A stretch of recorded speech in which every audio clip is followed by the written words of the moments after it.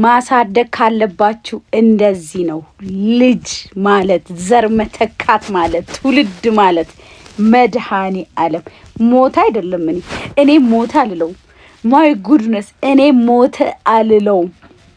በስመ አብ በጌታ በኢየሱስ ክርስቶስ እኔ እንጃ። እኔ ይሄ ሰውዬው ሞት አይባል ግን ኪዳነ ቃሏ መድኃኔ ዓለም አንተ ኪዳነ ምሕረት የእውነትም ሰው ነክ። እናንተ የኢቢኤሱን ባለራዕይና መስራች ሁለት ናቸው 3 ናቸው አይ ቲንክ ሲያወሩ አንደኛው ወንድሙ 3 እንደሆኑ ተናግረዋል። ጌታ ኢየሱስ ክርስቶስ ሆይ ከአይምሮዬ በላይ ናቸው። ከአይምሮዬ በላይ ልጆቹ ከአይምሮ በላይ ኢትዮጵያዊነት ይሄ ነው። ልጅ አስተዳደግ እንዲህ ነው። አንዳንዴ ያውላችሁ ገንዘብ ስላላችሁ አይደለም። እውቀት ገንዘብ አይደለም ጋይስ።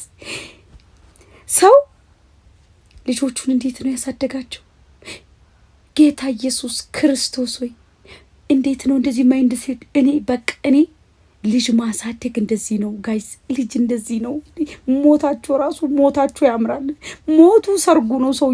ሰውየው ልጆቹን ቢድር ራሱ እንዲህ ክብሩ አይታ እርግጥ እኔ እርግጠኛ ነኝ 99% እንዳለ ኢትዮጵያ ሙሮች ትልልቅ ቦታ ላይ ያሉ ሰዎች ባለስልጣናት ባለ ሀብቶች ዝነኞች ሁሉ ነበሩ ሽኝት ስነ ስርዓቱ ላይ። እንግዲው ምን አይነት ትውልድ እናንተ ልጆቻችሁ ምን አይነት እንደሆኑ አሜሪካ ዩኒቨርሲቲ ነው የሚማረው ልጅ ቴክሳስ ልጅ ቨርጂኒያ ልጅ ፈረንሳይ እንዲ ነው የሚማረው ለምትሉ ሰዎች ትምህርት ቤት ነው። ራሳችሁ ልጆቻችሁ እንዴት ነው ያሳደጋችሁት? ራሳችሁን ጠይቁ። አማንዬ ነፍስን ባጸደ ገነት አንተማ አንተ ትውልድ ገንብተህ ነው ያለፍከው። ጌታ ምስክሬ ነው። ሞት አይደለም አንተ ሞት ለአንተ ድፍን ሐውልት አዲስ አበባ ምድር ላይ ነው መሰራት ያለበት። ልጆቹ ኦ ማይ ጋድ እስቲ እኔ እንድታዘቡኝ አይታችሁ ቪዲዮን ገብታችሁ ኢቢኤስ ላይ ቪዲዮን ሙሉ ይውና ማለት ነው። ሁልጊዜም ኢትዮጵያ እንደተንከባከበቻቸው አትርሱ ይላል ነበር። እውነት ነው። መግባናለች፣ አስተምራ ማሳድጋናለች፣ ስነ ምግባር አስተምራ እውቅናም ሰጥታናለች። እሱ በጣም ተወዳጅ ሰው ነው እና ፍትሃዊ የሚሆነው ቤተሰቦቹ፣ ጓደኞቹ እንዲሁም ሰራተኞቹና በስራው ህይወታቸውን የነካቸው ሰዎች ከዘላለማዊ ቤቱ ጋር አንድ ሲሆን እንዲያዩ ማድረግ ነው። ህይወቴ ላይ እንዴት ተጽዕኖ እንደፈጠርክ እንዲሁም ተጽዕኖ እየፈጠርክ የምትቀጥልበትን መጠን በቃላት መናገር አይቻልም። በዚህ ያሉ ሁሉም ሰዎች ላይ ያሳረፍከው ተጽዕኖም እንደዛው። ይህን እሱ ብቻ አልሰራው። ሁሌም ቢሆን ሁሉም ነገር በፈጣሪ በኩል ነው የተሰራው ይል ነበር። በየምሽቱ በአካል አብረን ባልነበርንባቸው ጊዜያት ጭምር ፈጣሪ በምንወስደው እርምጃ ሁሉ አብሮን እንዳለ ይነግረን ነበር። እግዚአብሔር ለኛ ካዘጋጀው ጣፈንታ ጋር ሲተያዩ በዚህ ዓለም ላይ የሚያጋጥሙ ችግሮች ምንም ማለት እንዳልሆኑ ይነግረን ነበር።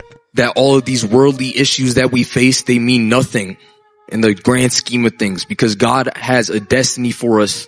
ዱካ በጣም ጠንካራና የተረጋጋው ወንበር እንደነበር ሁሌ ይነግረን ነበር። ይህ አገላለጽ ለኔም ለቤተሰቦቻችንም ተምሳሌታዊ ንግግር ነበር።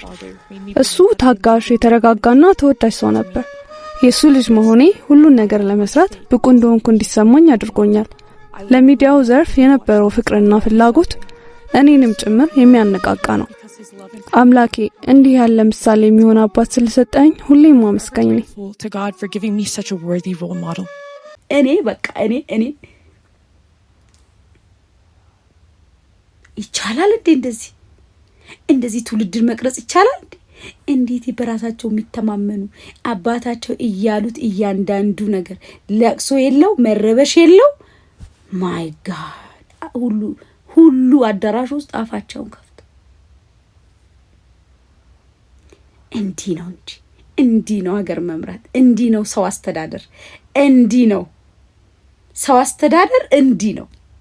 ነው ለራሳችሁ ቀሳ ይኖራችሁ ያስተዳደራችሁ ነው መከራችን የምታበሉት።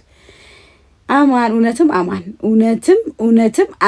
እውነትም ስም መግባሩ በቃ ስም መግባሩ አንተ ነው ያየሁት። እግዚአብሔር እንደው ባጸደ ገነት ከደጋጎቹ ጎን ያስቀምጥ እግዚአብሔር። እውነት ይሄ ሐዘን አይደለም፣ ይሄ ለቅሶ አይደለም፣ ይሄ በቃ ሞት አይደለም፣ አረፈ ነው በቃ። ይሄ ሰው ሞት አይባልም። እናቴ ይውና ቪዲዮን እኔን ታዘቡኝ። በቃ እኔ በስላሴስ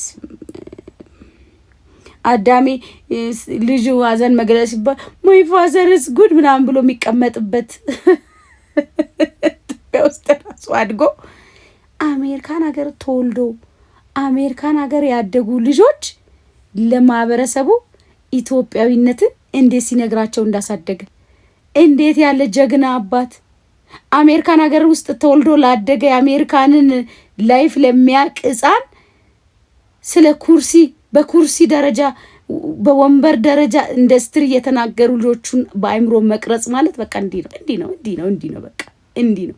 ግን የኢትዮጵያ ባለሀብቶች፣ የኢትዮጵያ ዝነኞች፣ የኢትዮጵያ ሰዎች ዞር ብለን ምን ልጅ ነው የምናሳድገው፣ ምን ትውልድ እየቀረጽን ነው ብለን ራሳችንን ጠይቅ። ኢትዮጵያ ቤቱ ነች።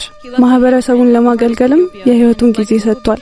በኢትዮጵያ ልብ ላይ አሻራውን ትቷል። አሻራውም በደረሰላቸው ሰዎች ልብ ውስጥ እንዲሁም ደስታን፣ ሳቅና መዝናናትን ለሚሊዮን ኢትዮጵያውያን በሰጠበት ቻናል ውስጥ ይቆያል። አባቴ በጣም እወድሃለሁ፣ በስኬትህም እኮራለሁ።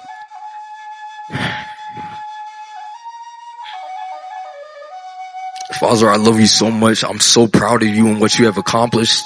አባቴ ውድቀትን እንደ አሉታዊ ነገር አይደለም የሚመለከተው። የተጋፈጠው እያንዳንዱ እንቅፋት የተሻለ መንገድ ለማግኘት የሚያግዝ መሆኑን ነበር የሚያምነው። የነበረውን አይነት ሰው ያደረገውም ይህ እምነቱ ነበር። Legacy he's built. የገነባው አሻራ የደረሰላቸው ሰዎች የቀየራቸው ህይወቶች አሉ። አባቴ ቃል ገባልሃለሁ፣ እንደ ቤተሰብ በአንድነት እንቆማለን። ራእይህ ወደ ብርሃን መምጣቱን እንዲቀጥል እናደርጋለን። ልክ አንተ እንዳደረግከው እኛም በስራችን እያንዳንዱን ግለሰብ ተደራሽ ለማድረግ እንሰራለን። እናም ምንም ቢፈጠር ፈጣሪን በህይወታችን ውስጥ የምናቆይ ይሆናል። Make sure that we keep touching each individual just like as you did. And make sure that we keep God inside of our lives no matter what. በሱ ማሻራ እንቀጥላለን። አንተም በምድር ላይ ለማኩራት ቁርጠኞች ነን። እንደ ቤተሰብ አንድ ሆነን እንቆማለን። አንተ እንድንሆን በምትፈልገን ልክ ጠንክረን እንቆማለን። ኢትዮጵያ ለኛ ለሰራችልን የግድ መክፈል አለብን።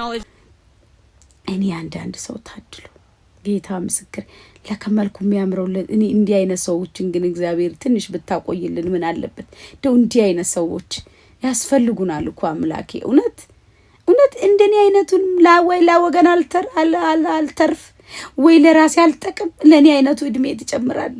እንዲህ አይነቱን ደግሞ ለወገን ለዜጋው ለሀገር ለህዝብ የሚተርፈውን ደግሞ ተወስዳል።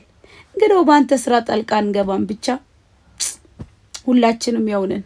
ግን I'm so proud በቃ ጌታ ሆይ ማርያምን Oh my God.